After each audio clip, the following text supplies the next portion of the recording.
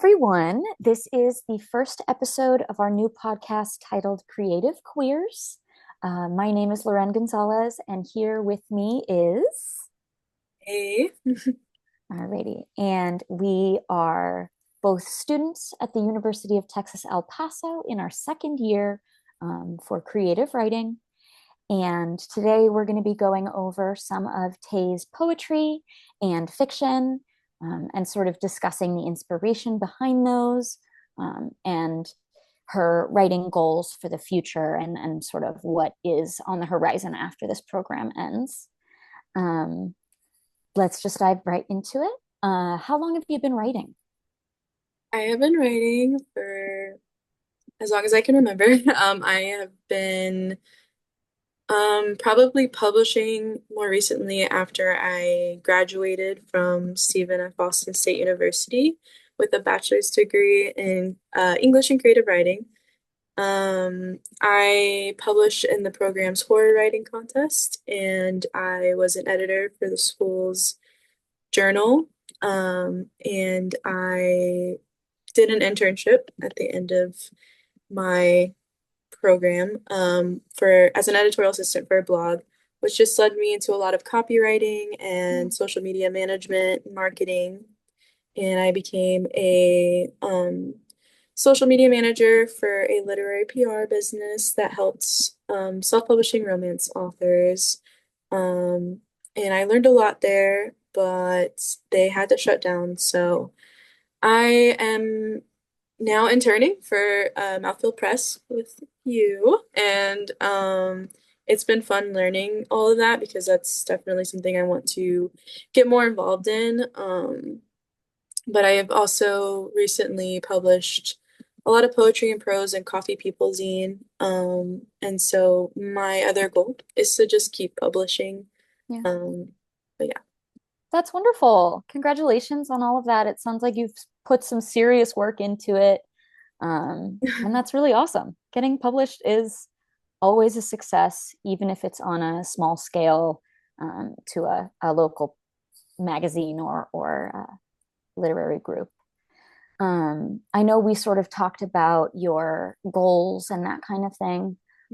Of course, we're both here talking about our work from a queer lens, and how that affects your writing. But I'd love to know what else inspires you, what kind of themes that we're going to see in the pieces that we're reviewing today. So go right ahead. Yeah, so I only recently started writing from a more queer lens as I discovered my own identity Yeah. and was more honest with that with myself. So that's why I write a lot about identity, in a general sense, but I also definitely more recently have written a lot more about our environment and environmental decay due to human cause Yeah. and femininity and how that connects. Yeah. That's definitely what my thesis is about. Um, I've had to find my own way, understand who I am, and be proud of that. And that's how I was able to be more passionate about my work, which is why Yeah. I think I'm more proactive now in getting work out there and just being proud of that. Yeah. Um, so yeah. Yeah. And I know we've talked about this a little bit on the side, but writing is such an essential tool for discovering who you are that when you go into a piece, you could come out as a completely different person because you learn so much about yourself when you're writing. Even sometimes your characters will teach you things while you're writing them, things that you didn't know you had within you. So that's very, very cool. I would love for us to jump right into it. I hope that we can start with your poetry. We're going to be reading three of them today, and I'd love to start with Night Swim. Yeah. For those of you that are watching us on YouTube and you're able to see the piece, we're screen sharing it. But those of you that are listening to only the audio, Tay will be reading it aloud, and you can follow along that way. You can kick us off. Just maybe share a little brief context behind the piece, your goals for it, and then dive right in. Yeah, so Night Swim, as well as the other two poems I'm going to be reading, are a part of a dark poetry collection that I recently just kind of put together from a lot of poems I've written just over the years. And they're definitely not in their final stage, but I am getting them ready to be in the publishing stage, just Well, on feeling it out. So, that's why we're here. We're gonna look at it from different perspectives, and sometimes it can just be really helpful to read something aloud and bounce your ideas off of someone else. yeah. But I would love to hear it in your voice and the way that you intended for it to be read. So go right ahead. So Night Swim. Dip your toes in the essence of the chlorine-infected waters. Let its unnatural beauty consume you. Let it cleanse you of soul-beaten sins. Wipe away the weight of the day.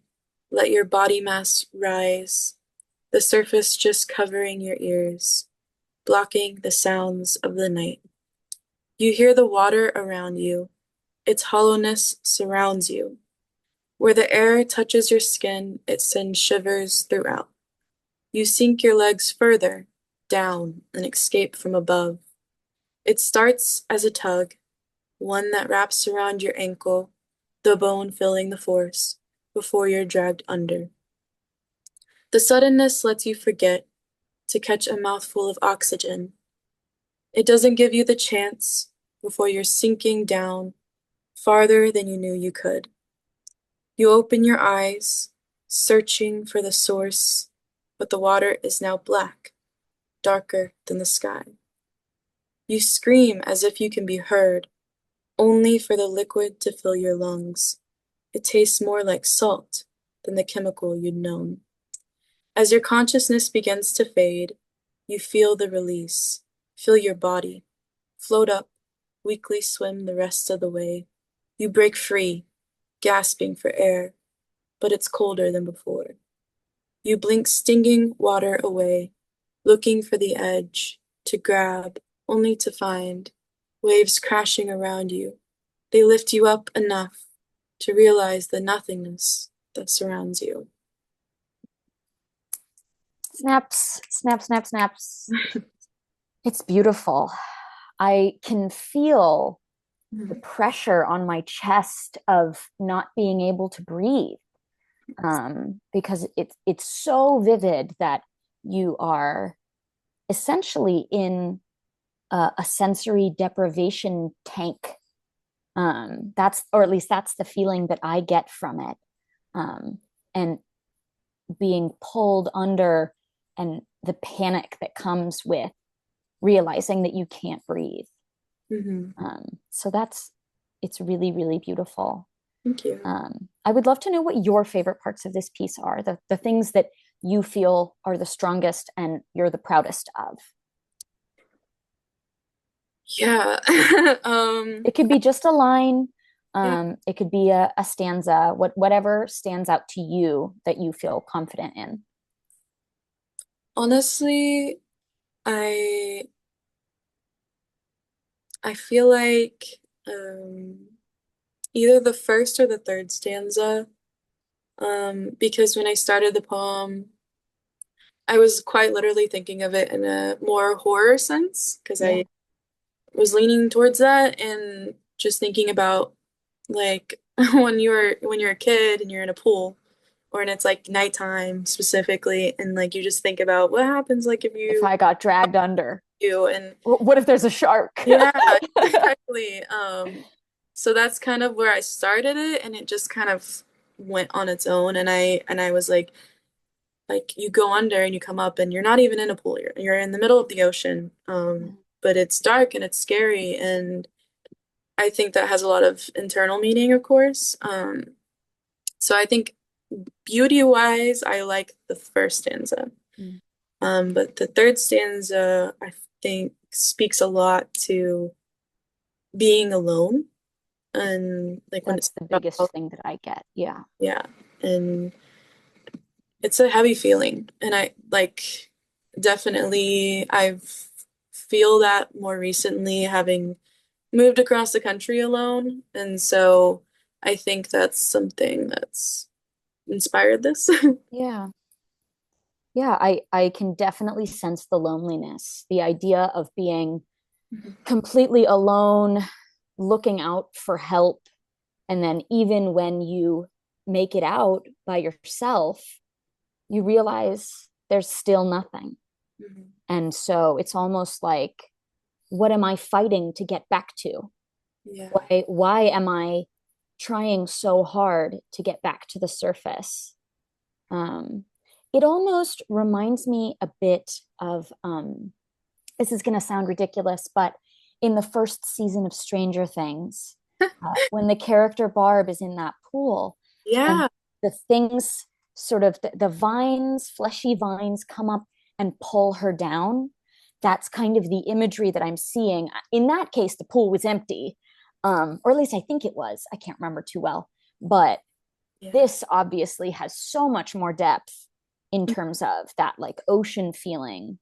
Mhm. Um, but it definitely speaks to that human terror of the open ocean and being in the water. I think it's built into our bodies as a survival mechanism. But I love that you said that it started to speak for itself, that Yeah. you knew where you were starting, but that you followed it. Yeah. I feel like that's typically how most of my poems Me too. go. Me too. Therapeutic. It's all therapeutic for Yeah. me. Sometimes I'll have an end goal in mind, Mm. but I feel like it sometimes works better when it's just kind of like going with it. Yeah. You're just processing the best way that you can. Yeah. Yeah. I would love, if you have nothing else that you'd like to share about this poem, to move on to the next piece, which I believe is Pythoness. Yes. Um, I would love to hear this in your voice. I'm really excited. It's my favorite thing when poets play with space. And it's even cooler to see how they choose to read it aloud depending on the way that that spacing on the page affects the reading. So I can't wait to hear this. No pressure. Okay. Pythoness. Some said she was a witch. Others said she was a myth, created by the fear of minds that romanticized the unknown. Burn. Broken bones, oozing and goozing, fresh and red, blood, said otherwise. Burn. She was a masochist and a sadist, all at once. Burn. When the breaking open of bright blue veins and the crease of elbows wasn't enough, she took her jagged knife and dug a too deep hole in an all too willing victim. Burn.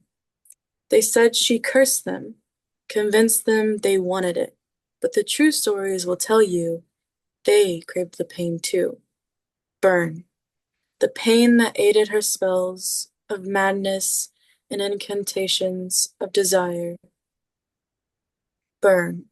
She loved the taste of it, spilling from her mouth, the smell of it, filling her ripped lungs, from the screams that made up her nights. Burn.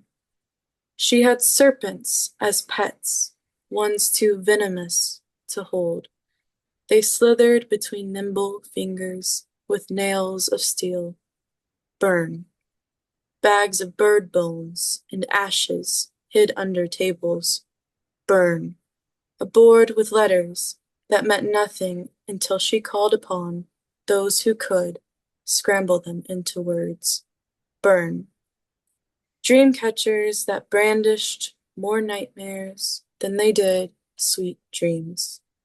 Burn. Despite it all, even with accusations of plenty, she would never burn.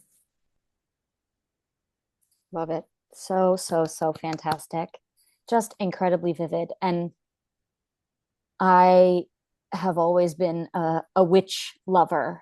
Say And the concept of all of these people in the past being able to accuse you and have their words be taken as the ultimate truth is simultaneously terrifying and fascinating.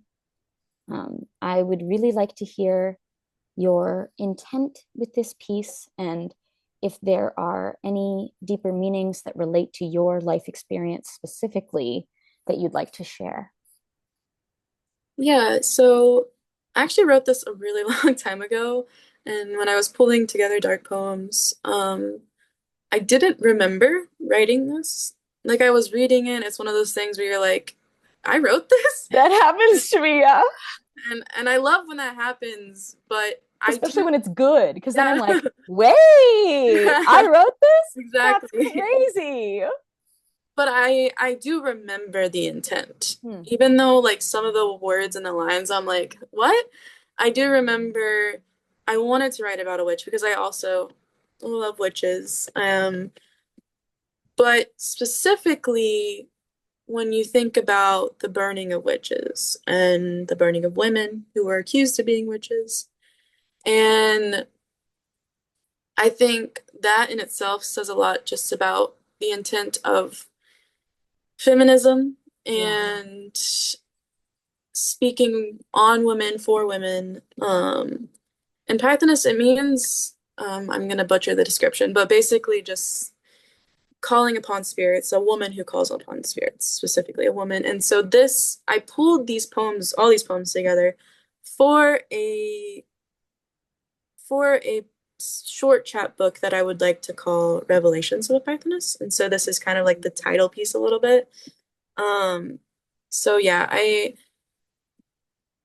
don't know. I think burn was a very strong word, obviously, to use, but especially because you just think about all these women being burned. And the lions, I think, to me, now that I read back on it, it's kind of like this person you're talking about is evil. Like she's killing people, she's doing this, but at the same time, like you don't know her story, right? Like, and this is kind of how they were viewed. Yeah. Um, And I wanted to play more into the horror witchy aspect than like, oh, she's a witch because she knows how to read kind of thing. Yeah. And I almost get that sense of maybe these people turned her into a monster, that Yeah, she wasn't hurting anyone, but now she has to hurt them because she has no choice to protect herself. yeah, And I remember that some witches were not burned, which quote unquote witches. Um, Instead, they threw them in the ocean. And if they sank, they were not witches. Or I think that's it. Um, which meant that you would die either way. And if you floated, then they would burn you. I'm pretty sure that's what it was. Don't take my word for it. But the fact that it's a double negative, that you will not make it out of this alive because someone just decided for you. yeah. And I've been to Salem Nice. a couple years ago, and I saw their memorial, and I went through the museum that breaks it all down, and the cemeteries, and it's really devastating. Yeah, Um, but I like that you are playing with this snake imagery because we see snakes as venomous and dangerous and tricksters almost, that they slither themselves into places they don't belong. So I think that works really well for the concept of a witch. thank you. Do you have anything else you'd like to share about this one? No, I think I'm good. Okay, let's move on to the next one.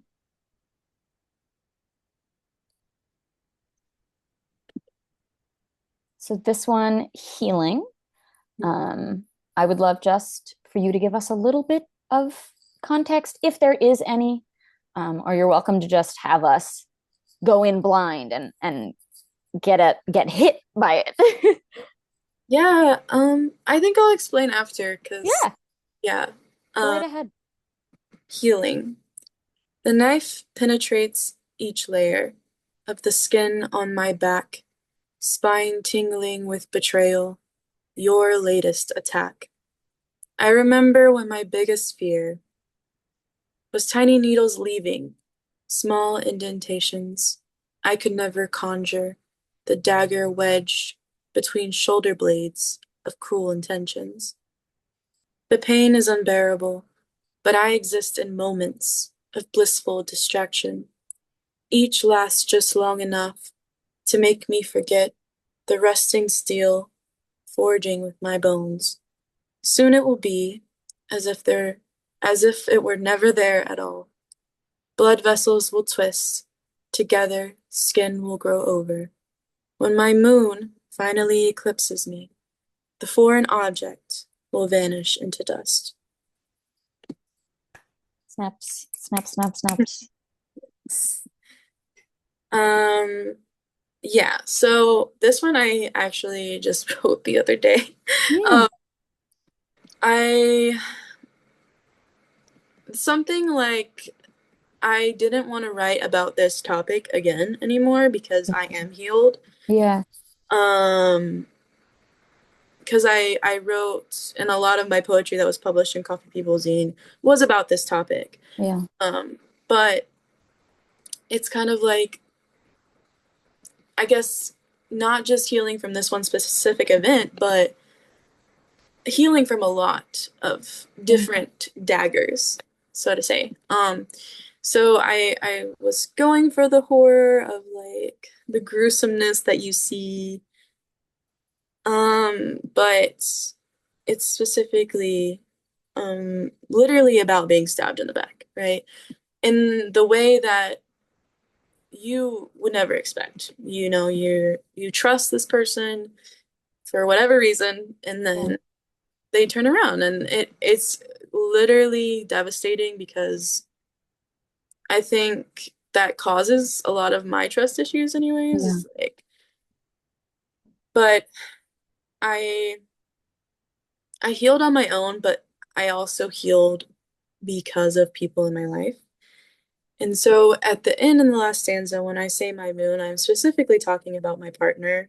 yeah, Um, and it's like I could choose to let that sit on my shoulders, to let that knife still be there, but I don't even think about it anymore, you yeah. know? Um, I'm happy for you. Thank you. I think about the healing because I Yeah, when I do think about it, it's about the healing. It's about, oh, look how far you've come, look how much you've changed. yeah, And I think that's why I titled it Healing. yeah. Because yeah. The betrayal comes right off the page. I feel it, and the idea of being stabbed in the back is so interesting because it always comes from someone that you have been vulnerable with. And when you think about it, being close to someone, you are opening yourself up to being stabbed. You're saying, I trust you with my mind and my body and my heart. And it is such a shock. Um, and what I get, um, have you heard the idea that all of your cells replace themselves after 7 years? I haven't. Interesting. Yeah. So that's a really common idea in spaces where people are discussing recovery from trauma, especially physical trauma, is Uh-huh. the idea that you can shed what happened to you. There will be a version of you where that person had never touched you, had never left any kind of mark on you. And that idea popped into my head specifically on the lines of soon it will be as if it were never there at all. Blood vessels will twist together, skin will grow over. It made me think of that sort of 7 year healing and rebirth almost. Um, I love that. yeah. Do you have anything else you'd like to share about this one, or would you like to move on to your fiction piece? I think I'm good. I think we can move. Let's do it. Go right ahead. If there's anything you'd like to share, go right ahead. I did want to say you don't have to read the whole piece. Just read an excerpt, maybe a paragraph that you feel is strong, or if you feel like it's not as strong, and we can discuss how to make it stronger. It's completely up to you. Let's see. Um, this is hard. It's a big choice. I will read this one. Go right To ahead. surprise, you land softly, surrounded by a field of plants, as luscious and as green as the ones you'd seen in the forest. But these are adorned with bunches of small red fruit, almost like berries. You push yourself up and see the extent of these plants. You see several people picking these fruits, gathering them. You pluck one for yourself and examine the shell of it, rolling it between your uncalloused fingertips. You bite into it with examining teeth, and you're able to break it open. The taste is slightly sweet, but you hit something hard inside and pull back. You struggle to tear the fruit apart and find two beans, light in color but familiar in structure. The wind shifts around you, and the smell of roasted coffee meets your nostrils. You look for where it came from, but all you see is a wooden door. You drop the fruit and walk towards it, turning the knob without caution, but with pure curiosity. Love it. Cute. So it might seem a little out of place because essentially how I structured this is each paragraph is literally a transition into the next Mm, because it's kind of like um, it's hard to explain. I wrote this for Coffee People Zine and I got it published in Coffee People Zine and it was featured as the editor's favorite piece. wow. Yeah, I'm very proud of that. Congratulations. Thank you. And the theme for this issue was Earth. Mm, And so that's why I immediately knew I wanted to write about discovering the beauty, but seeing the slow decay. mm, And so it starts with, you know, just the going into the nature, and then you slowly see more humans and more like they have clothes on, and then mm. there's like the coffee, and then it goes into a farm, and then it goes into you see people tearing down trees and Yeah. um like the more you chew, the more bitter it becomes. It's just like a slow realization. And then at the end, after you get through all of that, you see and you realize that this is actually a virtual reality simulation. And it is from a person that is not on Earth. They see the Earth in the distance, they see how desolate, dark it is. And So it's their idea, their assumption about what Earth is like.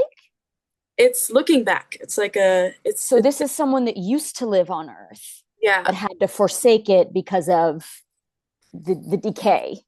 And the screen, it says our progression, basically how they got there, how they got Yeah. to live off of Earth because they had to. They had no choice because of their slow destruction.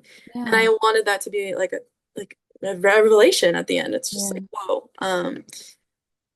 And I that was why it was important to me. Yeah. And that makes a lot of sense in that this consumption of this fruit is so vivid from several different senses that you can tell that it's almost a religious experience. And the consumption of fruit oftentimes reminds me of cannibalism. I know that sounds a bit odd, but I feel like it fits in that the earth is eating itself because it has nothing to survive off of anymore, because we've stripped it of what normally would be a part of the food chain. But it's really vivid. I really enjoy that. And I'm sure it makes more sense and works well when it's read in its Yeah. entirety.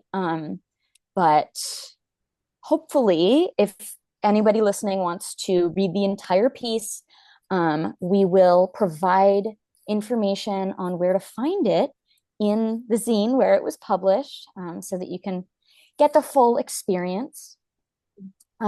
Is there anything else you'd like to share about this one? No, no, thank you. Perfect.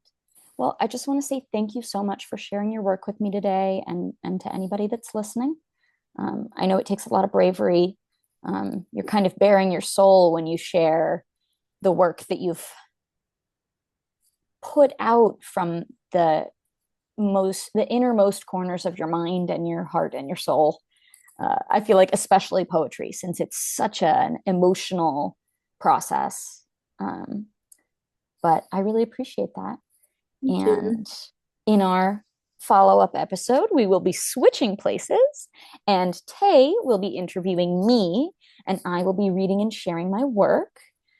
So keep an eye out for that. Would you like to any last words? No, just stay tuned. Yay! And this has been Creative Queers, our first episode. I know we weren't very queer, but I promise in the second episode we'll get much gayer. So stay tuned for that. But a huge part of being queer is caring about the earth, intersectionality, environmentalism. So it works. Alrighty. We will see you in the next one.